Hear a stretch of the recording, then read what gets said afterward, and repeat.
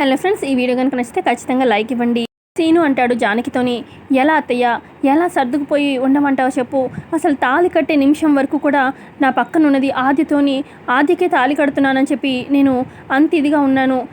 ఒక్క నిమిషంలో ఆద్య కాదు తాళి కట్టింది అని చెప్పి చారు కట్టానని చెప్పి తెలిసింది. అసలు ఒక్క నిమిషం ముందు తెలిసినా కూడా మామయ్య ఏదన్నా పర్వాలేదు అని చెప్పి ఆ పెళ్లిపీటల నుంచి లేచి వెళ్ళిపోయేవాడిని. ఇప్పుడు నేను జీవితాంతం ఈ నరకం అనుభవించాలా? ఆద్య కోసమే నా ప్రాణం అనుకున్నాను, ఆద్య నా జీవితం అనుకున్నాను. ఇప్పుడు ఆద్య నా పక్కన లేనప్పుడు, నా ఆద్య నా భార్య నా కానప్పుడు ఇంకా నేను ఎవరి కోసం బతకాలి? అసలు ఆ చారుని చూస్తూ ఉంటే ఆద్యని ముసుగులో తోసేసి తను వచ్చి కూర్చుంది చూడు, నాకు అదే గుర్తొస్తుంది. ఆద్యని దూరం చేసిన చారుతో నేను ఎలా కలిసి ఉండాలి, ఎలా కాపురం చేయాలి అత్తయ్య అని చెప్పి అంటూ ఉంటాడు సీను. అసలు మోసాన్ని ఎలా ప్రేమించమంటావు అత్తయ్య?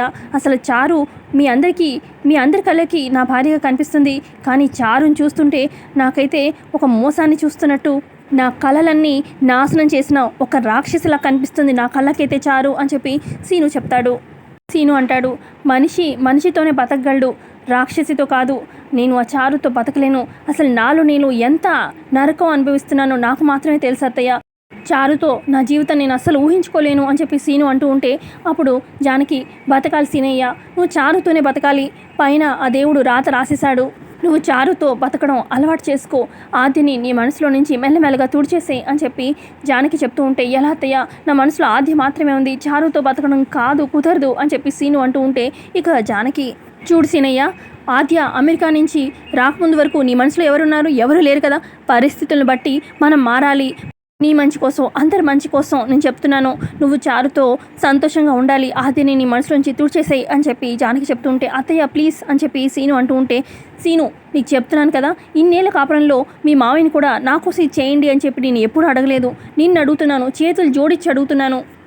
చారుని కాదని ఆది కోసం నువ్వు ఇలాంటి పనులు చేస్తే ఇక కనీసం నా కళ్ళెదుటగా నా కూతురు కూడా ఉండకుండా పోతుంది.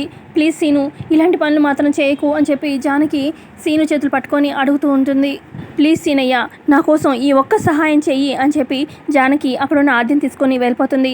ఆ తర్వాత ఇక సీను అక్కడే కింద కూర్చొని ఏడుస్తూ ఉంటాడు, ఏం చేయాలో అర్థం కాక. మరోపక్క ఆది కూడా తన రూమ్లో కూర్చొని బాధపడుతూ ఉంటుంది, జరిగిందంతా తలుచుకొని ఏడుస్తూ ఉంటుంది ఆది కూడా. ఇంకో పక్క జానకి బియ్యం ఏడుతూ ఇలా అనుకుంటూ ఉంటుంది, సీనయ్య, నువ్వు అడిగిన ప్రశ్నలన్నిటికీ కూడా సమాధానం లేని ప్రశ్నలు. నేను సమాధానం చెప్పలేక, వాటికి సమాధానం లేక నేను నీ మీద అరిచాను. నన్ను క్షమించి సీనయ్య, నీ బాధ ఎవరూ తీర్చలేనిది, కానీ ఏం చేయలేం కదా అని చెప్పి జానకి కూడా బాధపడుతూ ఉంటుంది. మరోపక్క రఘురామ్ శివరామ్ బైక్ మీద ఇంటికి వస్తూ ఉంటారనమాట. మరోపక్క రామలక్ష్మి కూడా టెన్షన్ పడుతూ ఉంటుంది. ఎక్కడ శౌర్య నాన్నని కలిశాడా, ఏం చెప్పాడా అని చెప్పి టెన్షన్ పడుతూ ఉంటుంది. ఇంకో పక్క శౌర్య కూడా ఆలోచిస్తూ ఉంటాడు. రఘురామ్ గారు చెప్తారు కదా, అంటే నా కూతురికి వేరే సంబంధం ఖాయమైందని ఇక ఆ మాటలు తలుచుకుంటూ ఇక రామలక్ష్మికి కాల్ చేస్తాడు. హలో సార్ అని చెప్పి రామ్లా అంటుంది. అప్పుడు శౌర్య అంటాడు, చూడు రామలక్ష్మి, నేను నిన్ను డైరెక్ట్గా అడుగుతున్నాను, నీకు సంబంధం కుదిరిందా అని చెప్పి అంటూ ఉంటే అప్పుడు రామలక్ష్మి, నేను మీకు ముందే చెప్పాను కదా సార్. అప్పుడు శౌర్య, అంటే నేనే అర్థం చేసుకోలేదా? సరే, సూటిగా నిన్ను ఒక ప్రశ్న అడుగుతాను, సమాధానం చెప్పు, నువ్వు నన్ను ప్రేమిస్తున్నావా లేదా అని చెప్పి అడుగుతాడు రామలక్ష్మిని శౌర్య.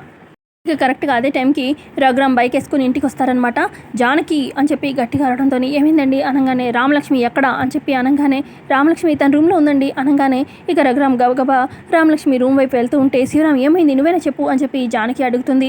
ఇక శివరామ్ కూడా ఏం చెప్పకుండా రఘురామ్ వెనకాల వెళ్తూ ఉంటే ఇక ఏమైందో ఏంటో అని చెప్పి గబగబా జానకి కూడా వాళ్ళ వెనకాల వెళ్తూ ఉంటుంది. ఇటుపక్క శౌర్య రామలక్ష్మితోని, చెప్పు రామా చెప్పు, నీ అమ్మ మీద ప్రేమ ఉందా లేదా, నన్ను ప్రేమిస్తున్నావా లేదా అని చెప్పి అడుగుతూ ఉంటాడు. అది సార్ అది అని రామ నానుస్తూ ఉంటే ఈ లోపల రామలక్ష్మి అని చెప్పి ఇక గొంతు వినిపిస్తుంది వాళ్ళ నాన్నది. ఇక గబగబా రామలక్ష్మి తన ఫోన్ దాచేస్తుంది అనమాట, సోఫా కింద పెట్టేస్తుంది. ఇక లైన్లో శౌర్య వీళ్ళ మాటలని వింటూనే ఉంటాడనమాట. ఇక రఘురామ్ రూమ్లోకి వస్తారనమాట, రామలక్ష్మి రూమ్లోకి.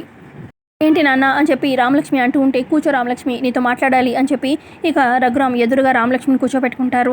ఇక కోచ్ సార్ వచ్చారమ్మా ఈరోజు నాతో మాట్లాడడానికి అని చెప్పి రఘురామ్ చెప్పడంతో అప్పుడు జానకి, అది కోచ్ సార్ ఇంటికి కూడా వచ్చారు మీతో మాట్లాడాలని, మీరు ఇంట్లో లేరు షాప్లో ఉన్నారని చెప్పి నేను షాప్కి పంపించాను, ఏదో ముఖ్యమైన విషయం మాట్లాడాలన్నారు, ఏం మాట్లాడారు అని చెప్పి జానకి అంటూ ఉంటే ఇక రఘురామ్, అమ్మ రామలక్ష్మి, కోచ్ సార్ మాట్లాడాలనుకుంది నీకు ముందే తెలుసా అని చెప్పి అంటూ ఉంటే, లేదు నాన్న నాకేం తెలీదు అని చెప్పి రామలక్ష్మి అంటుంది. నిజంగా తను మాట్లాడేది నీకు తెలీదా అనగానే లేదు నాన్న అని చెప్పి రామలక్ష్మి అంటుంది. ఇక అప్పుడు రఘురామ్ అంటారు, నిజంగా అబ్బాయి చాలా పద్ధతిగా మాట్లాడమ్మా, తన మనసులో ఉన్న మాట చెప్పాడు, నిన్ను ప్రేమిస్తున్నాను అని చెప్పి చెప్పాడు నాకు అని చెప్పి చెప్తాడనమాట రఘురామ్. నేను అనుమతిస్తే నిన్ను పెళ్లి చేసుకుంటాడంట, నా అనుమతి కోసం నన్ను అడగడానికి వచ్చాడు అని చెప్పి రఘురామ్ చెప్పడంతో ఇక జానకి షాక్ అవుతుంది. ఇక రామలక్ష్మి కూడా ఏమంటారా, నాన్నగారు ఏమంటారా అని చెప్పి టెన్షన్గా చూస్తూ ఉంటుంది. ఆ అబ్బాయి అంత ధైర్యంగా నా దగ్గరికి వచ్చి నేను ప్రేమిస్తున్నానని చెప్పాడు కాబట్టి ఖచ్చితంగా ఆ అబ్బాయి ఒక్కడే ప్రేమించాడా, లేదంటే నువ్వు కూడా ఏమైనా ప్రేమించావా రామా చెప్పు అని చెప్పి రఘురామ్ అంటూ ఉంటే ఇక ఏం చెప్పాలా అని చెప్పి టెన్షన్ పడుతూ ఉంటుంది రామలక్ష్మి. నీ మనసులో ఏముందో నిర్భయంగా చెప్పమ్మా అని చెప్పి రఘురామ్ అంటూ ఉంటే ఇక వాళ్ళ పక్కనే ఉన్న వాళ్ళ బాబాయిని చూస్తూ ఉంటుంది శివరామ్ని రామ. ఇంకెప్పుడు ఇలాంటి పిచ్చి పనులు చేయను బాబాయ్ అని చెప్పి వాళ్ళ బాబాయ్కి మాటిస్తుంది కదా. ఇక ఈ రామలక్ష్మి ఏం చెప్పాలని చెప్పి అలా చూస్తూ ఉంటే చెప్పు మీ నాన్నగారు అడుగుతున్నారు కదా చెప్పు అని చెప్పి జానకి అంటూ ఉంటే తను చెప్తుంది, నువ్వు కంగారు పెట్టకు అని చెప్పి రఘురామ్ అంటారు.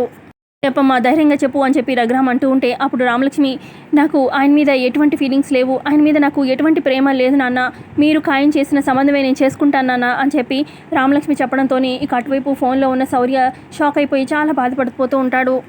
అప్పుడు రఘురామ్, నాకు తెలుసమ్మా, నీ ఆలోచన నాకు తెలుసు, ఆ అబ్బాయి వచ్చి అడిగాడు కాబట్టి నీ ఉద్దేశం కూడా ఏంటో తెలుసుకుందామని అడిగాను అంతే అని చెప్పి ఇక రఘురామ్ జానకి శివరామ్ అక్కడి నుంచి వెళ్ళిపోతారు. ఇక చాలా బాధపడిపోతూ ఉంటుంది, వద్దని చెప్పింది కదా రామలక్ష్మి, ఇక ఏడుస్తూ ఉంటుంది. మరోపక్క శౌర్య కూడా చాలా బాధపడుతూ ఏడుస్తూ ఉంటాడు. మరోపక్క చారు వాళ్ళమ్మ ఫోన్ చేస్తూ ఉంటుంది, చారుకి నాట్ రీచబుల్ వస్తుంది. ఇదేంటి చారు ఫోన్ కలవట్లేదు, సర్లే పార్వతి ఫోన్ చేద్దాము అని చెప్పి పార్వతికి ఫోన్ చేస్తుంది చారు వాళ్ళమ్మ. ఇక చారు వాళ్ళ అమ్మ అంటుంది, చారుకి ఫోన్ కలవడం లేదేంటి, ఎన్నిసార్లు చేశాను పార్వతి అనగానే చారు ఫోన్ పగిలింది వదిన అనగానే అవునా తెలియక ఎన్నిసార్లు ఫోన్ చేశాను, అది ఒక విషయం చెప్పాలి అనగానే చెప్పు, ఇప్పుడు ఎవరితో మాట్లాడతావు, చారుతో మాట్లాడాలా వాళ్ళ అత్తయ్యతో మాట్లాడాలా అని చెప్పి పార్వతి అంటూ ఉంటే మంచి విషయం చెప్పడానికి ఏముంది, ఎవరైనాతో మాట్లాడతాను అనగానే అయితే నాకే చెప్పు నేనే చెప్తాను అని చెప్పి పార్వతి అంటుంది. అది ఏం లేదు, ఉగాదికి సారా కావాలి అని చెప్పి ఏం కావాలి అని అడిగి నా కూతురుని అడిగితే నా కూతురు పెద్ద లిస్టే చెప్పింది. ఇక వాళ్ళ నాన్నగారు ఆ సారని తీసుకొని వ్యాన్లో బయలుదేరారు అనగానే అవునా చారు ఏం అడిగింది అని చెప్పి పార్వతి అడుగుతూ ఉంటే అదే ఏముంది, టీవీ, ఫ్రిడ్జ్, ఏసీ, పెద్ద మంచము, డ్రెస్సింగ్ టేబుల్, ఇంకా గీజరు, ఏసీ ఇట్లా అన్ని చెప్తూ ఉంటే ఏంటి ఇవన్నీ చారు అడిగిందా అని చెప్పి పార్వతి షాక్ అవుతుంది.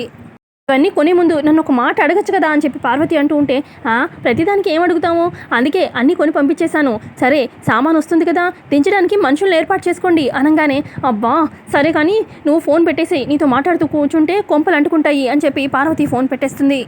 ఇక పార్వతి పద్మ దగ్గరికి వచ్చి ఏంటి అంత కంగారుగా వచ్చావు, ఏంటి శుభవార్త చెప్పాలా ఏంటి అని చెప్పి పద్మ అంటూ ఉంటే శుభవార్త కాదు దుర్వార్త, అదిగో ఆ ఉగాదికి సారీ కావాలి అని చెప్పి అడిగిందంట చారు అనగానే సారా ఏముంది, ఏ అమ్మాయికైనా కొత్తగా పెళ్ళైతే పంపిస్తారు కదా పిండి వంటలు, ఇక ఎప్పట్లాగే బంగారు నగలు కూడా పంపిస్తున్నారేమో అని చెప్పి పద్మ సంతోషిస్తూ ఉంటే నీ బంగారం పిచ్చితోని చంపుతున్నావు, అసలు వాళ్ళు పంపించేది అది కాదు, ఇంట్లో వాడని వస్తువులు టీవీ, ఏసీ, ఫ్రిడ్జ్ ఇలాంటివి అనగానే అప్పుడు పద్మ షాక్ అవుతుంది, అదేంటి ఇలాంటి వస్తువులు ఇంట్లో వాడకూడదు కదా, చారు కూడా తెలుసు కదా, ఈ పిచ్చి మొహంది ఇవన్నీ ఎందుకు అడిగింది అనగానే ఏమో నాకు చాలా కంగారుగా ఉంది అని చెప్పి పార్వతి చెప్తూ ఉంటే అప్పుడు పద్మ అవన్నీ ఏం వద్దని చెప్పు వెనక్కి పంపించేమను అనగానే అంత ఛాన్స్ మనకు లేదు వదిన, ఎందుకంటే ఆల్రెడీ వ్యాన్ తీసుకొని బయలుదేరిపోయారంట చారు వాళ్ళ నాన్న అనగానే వీళ్ళు ఈ పనులు ఎందుకు చేస్తున్నారు, నన్ను బతకడానిక చంపడానిక అని చెప్పి పద్మ టెన్షన్ పడుతూ ఉంటుంది.